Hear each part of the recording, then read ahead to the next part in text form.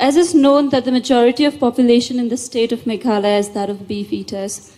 With the government banning consumption of beef in mainland India, people have an idea that the government is trying to control the very food habits of the citizens of a democratic nation. If beef is to be banned because of religious reasons, isn't it against the idea of secularism? And if it is for the environmental point of view, as you said, why not mutton ban or chicken ban, which are also reasons for greenhouse gas emission? Well, let me change one aspect of the question. Nobody ever uses mainland India. That's only mainland China. Okay. Rest of India.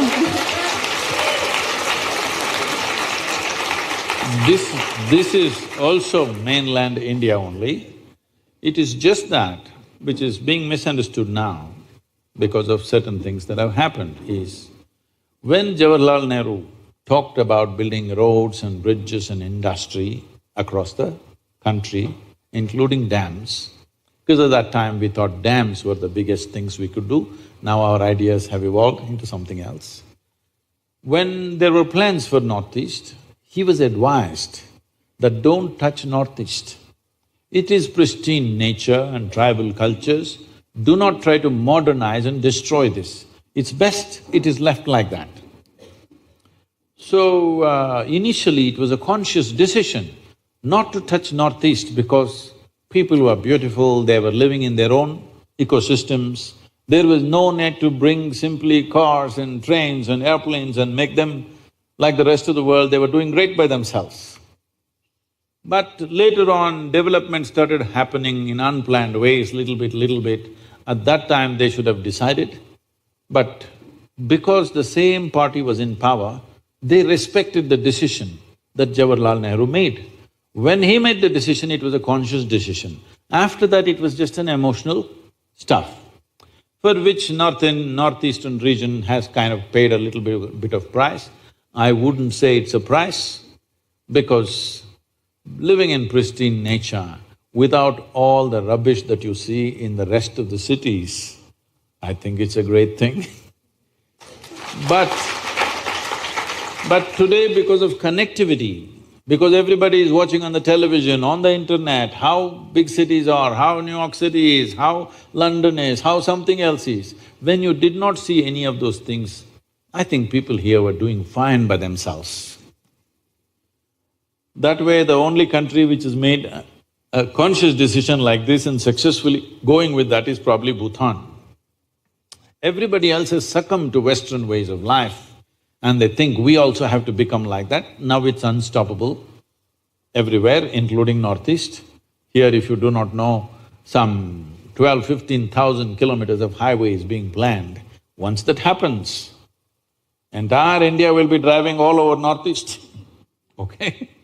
I went to Ladakh and you won't believe, I went to Siachen for the yoga day.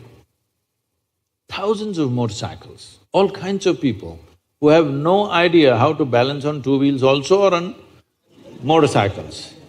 Everybody renting a motorcycle, getting a license right there.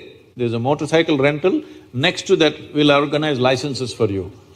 Right there, instant license and hundreds of motorcycles everywhere. It is no more the Ladakh, pristine Ladakh that it was, simply tourists and traffic jams on the mountains, unbelievable. Well, that's going to happen to you because you asked for development. Because this is the kind of development that's happening in the world, unfortunately. Everything in excess. And in 15-20 years it'll happen, this government has decided to put railways, airways and roadways and everything.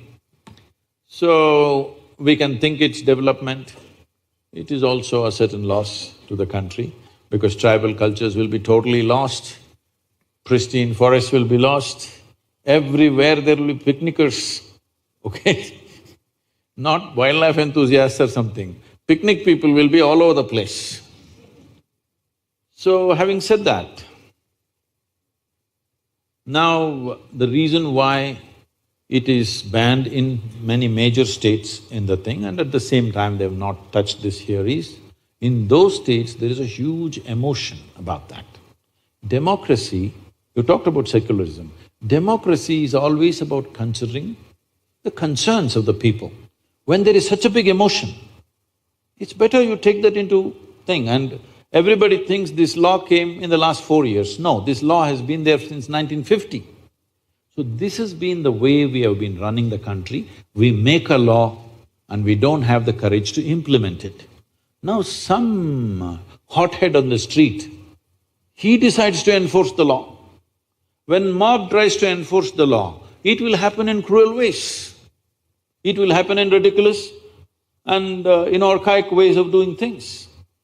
So this is something we must decide. If we make a law, do we have the courage to implement the law? Do we have the means to implement the law? Otherwise, better there is no such law. So now, in the major states, if you do not implement it, there will be backlashes, there will be violence. So implement it, there is some kind of grouse happening, a small group of people.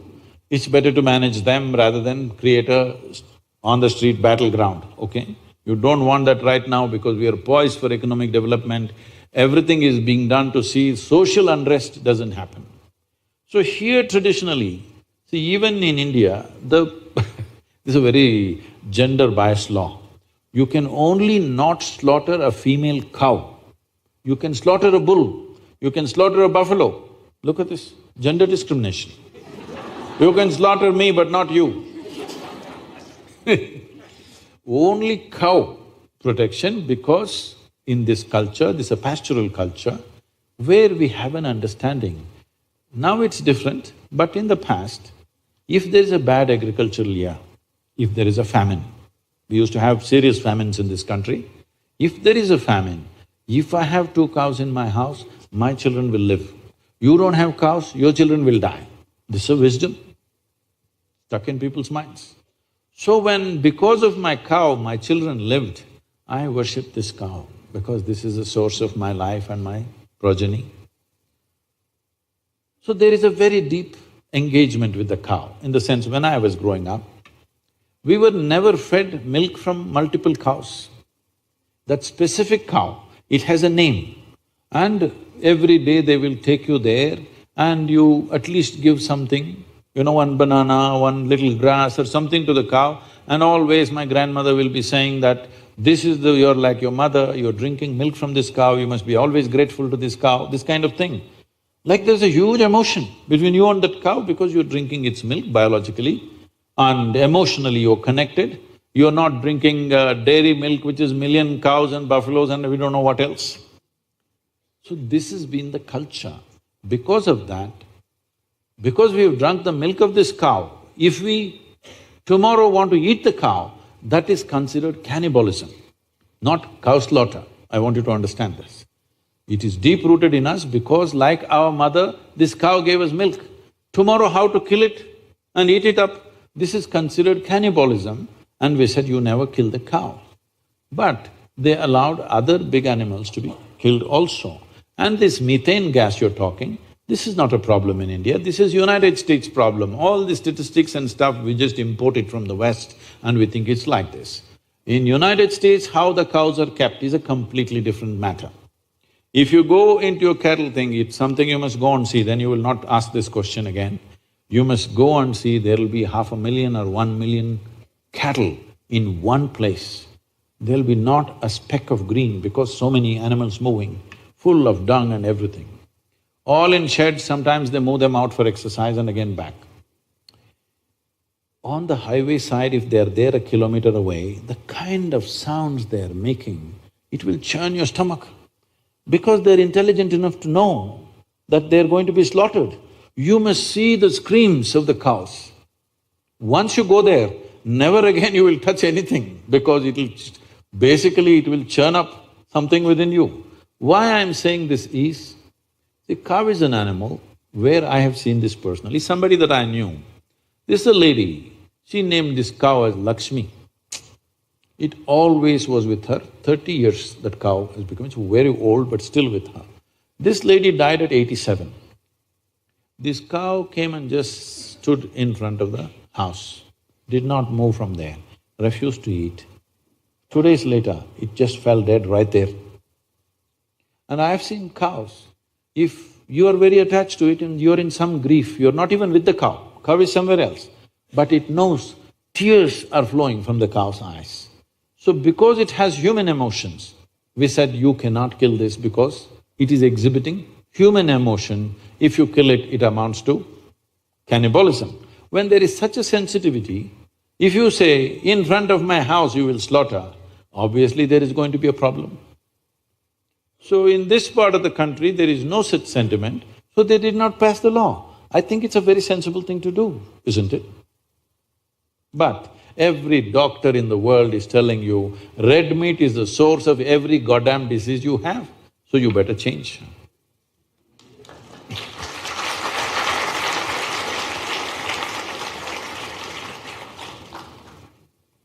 It is not a religion, it's a certain sense of humanity. Humanity finds expression in various kinds of aesthetics. This is our aesthetic. What about the minorities living in those areas, Sadhguru?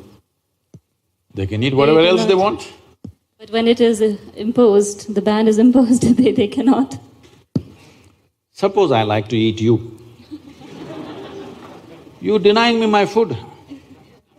I enjoy human flesh. How can you pass a law against it, I'm asking? Hello? There is a law already that you cannot eat humans, but… That is what… there is already a law that you can't eat a cow. The question is about passing of the law itself. No, I'm saying, see, you cannot eat a human being. Why? Because it's a human being. Now, we drank the milk of the cow, we have shared emotions with the cow, we don't see it as separate, because in the villages, the cow lives in your house. There is no barn somewhere, it lives with you in the same house. So what is grown up with you, lived with you, shared life with you, you don't suddenly kill and eat it. Then you can as well eat your mother, what's the problem? I'm saying, what's the problem? It's good food. So I have taste for human flesh, how can you stop me from eating it? Don't start such an argument, it's not good.